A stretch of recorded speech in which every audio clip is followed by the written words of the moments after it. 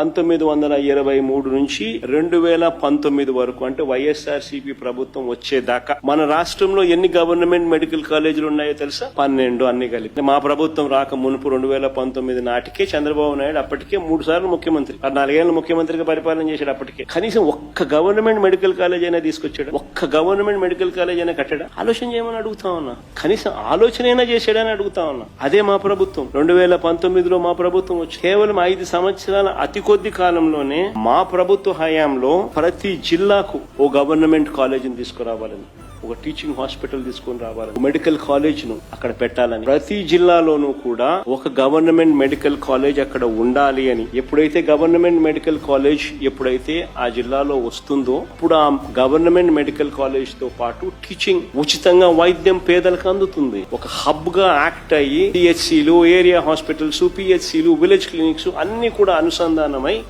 ప్రజలకు మెరుగైన వైద్యం ఆ జిల్లాలో మొత్తం అందుబాటులోకి వస్తుంది.